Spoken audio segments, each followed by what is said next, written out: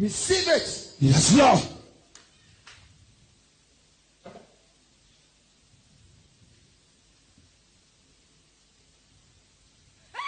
Hey! Hey!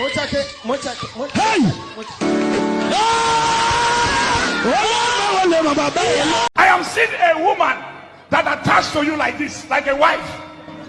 And this woman is from Amasoma. Sarah is her name. I'm not married to a Masoma woman. I'm not married. You are not. Can I prophesy? I am seeing another name called Ondotimi. Ondotimi. No, sir. I'm not lying. Undoubtedly, no. Can I prophesy? Just pause before you continue listening. I hope at this stage we have all reached the unanimous agreement, the verdict, that Jeremiah Omoto Fofane is a disgrace, not only to the prophetic, but to the entire church at large, to the entire body of Christ. This religious sect called Christianity has suddenly become a joke. People laugh at Christians because of jokers, clowns, like Jeremiah Omoto Fofane and his friends, your Joshua Iginlas, Chris Okafors, and the rest of them, who come lying that God is saying, yet God has not been saying nothing to them. Continue listening. If I be a prophet, I am seeing Bayasa. When Bayasa, I'm seeing Bayasa. When I look at it, I am seeing a house. I'm seeing, this is called Ebi, like a scholarship they've given to him. I'm seeing a house, and this house I am seeing is uncompleted. There's a part, rain are falling upon this house in Bayelsa State, and when I look at it, I prophesy. I am seeing a woman that attached to you like this, like a wife, and this woman is from Amasoma. Sarah is her name. I'm not married to a Masoma woman. I'm not married. You are not. Can I prophesy? I am seeing another name called Ondotimi. No, I'm not lying. Undoubtedly, no. Can I prophesy? There is absolutely nothing to analyze on this piece of Jeremiah Omoto's gimmick. There is nothing. I think it's self-explanatory. But let me just put more volume and emphasis on this particular point. There is nothing called the prophetic. This is a thing I have warned people more than enough on this show, that whenever you go to a church looking for signs and wonders, be less assured you will be deceived. Whenever you are out there and all you care about is signs and wonders, all you care about is a quick fix to your problems, all you care about is just so a man of God can perform a miracle so that all your problems can go away. I will tell you this, like I have always told you, you will be disappointed. These men of God are crooks. These men of God are scums. These men of God are thieves. They are fraudsters.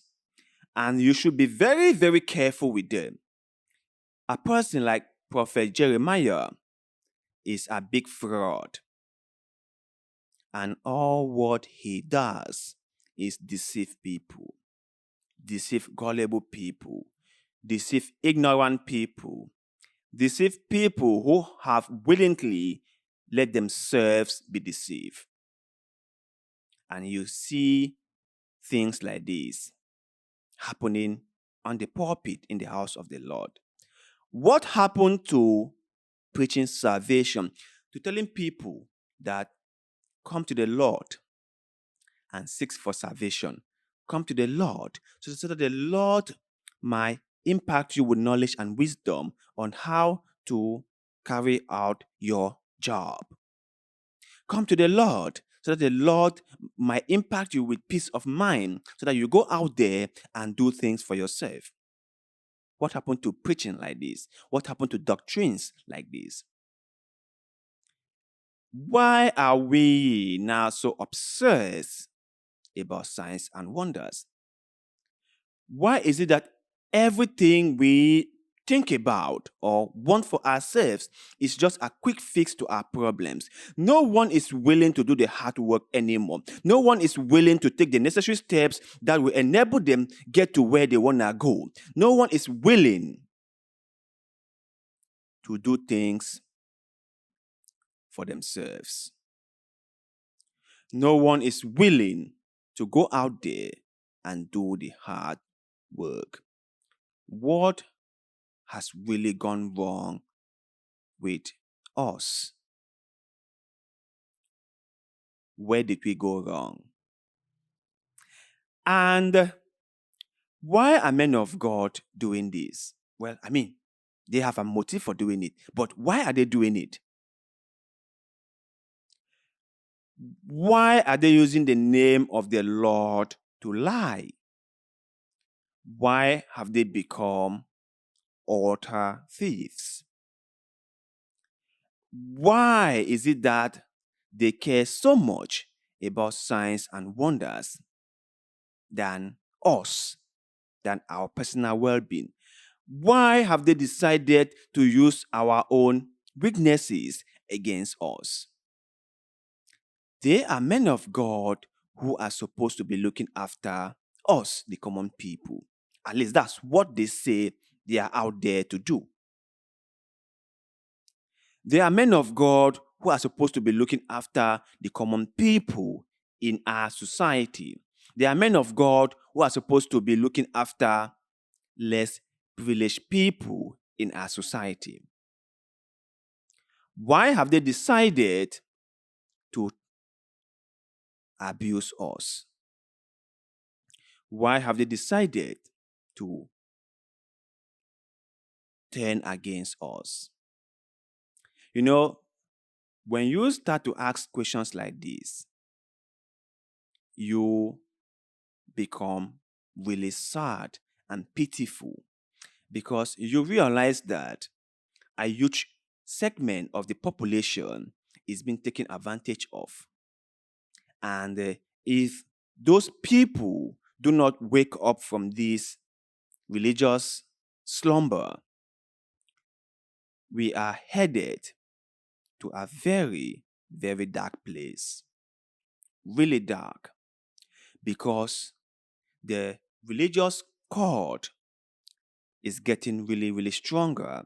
And people are now teaming up with their religious daddy and mommy. And when they do that, those of us who see through these things and call them out are now being cast as the bad ones by their members. And that is really sad. Because how can people sit in a church and see a man of God flip-flop on prophecies or deliverance or whatever you guys call it, and all of them just sat there and did nothing and say nothing, and all they do is hooray, hooray, hooray? How is that even possible? And most of those people you see there are well-educated people.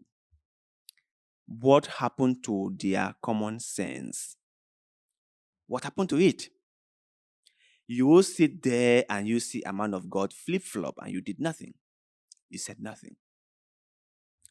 It was another man of God, I think it's called Prophetic, who came on air and said that he is trying to remind them that the Range Rover car he mentioned, the money to buy it has not yet been completed. And so the members should contribute. I think he mentioned like only $300, if I'm not mistaken. And he said only for them to use it to buy him a car. Like, if it is our responsibility to buy him a car, can't he buy it for himself? Can't he go get a job and buy himself a car? Some of us don't even have bicycles. Some of us cannot even afford food to eat in our own homes, and yet we are buying a car. And to make matter worse, he refers to it as only. It was it Bishop Duncan, William Donkey? I don't know what title he goes by. Or I don't know if it's apostle or I think Bishop, yeah. Bishop Duncan Williams, who said he went to heaven and saw cars in heaven. He saw paved road in heaven. He met a lot of people in heaven, and he came and shared his experiences with his church member. And everyone sat there and listened. I was like, wow, wow, wow. Our daddy went to heaven, and he's telling us what he saw in heaven. Are you kidding me? Are you kidding me? You guys will sit there and someone says they went to heaven, and you guys was like, wow, wow, daddy, wow. What has happened to our reasoning faculty? What is going on?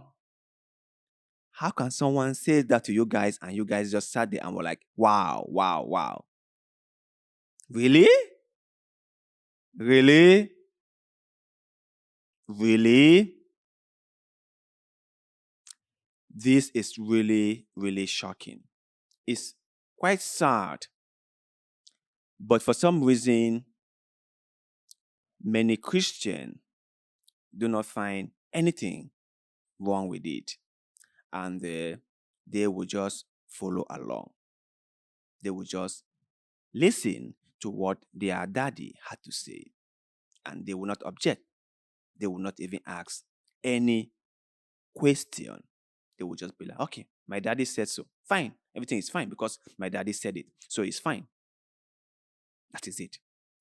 It's really sad, my brothers and sisters. I keep on telling you it's really sad because I feel like we are headed to a very, very bad place. We are headed to a very, very bad place. When people decided that rather than working hard and solving their own issues, they would turn to God for a quick fix. When people become too lazy that they don't want to do anything for themselves and think that God will do that through miracles for them. When people who are supposed to be working decided to abandon their work or their jobs and their responsibility and start fasting and praying, then you know our world is doomed. Our world is doomed.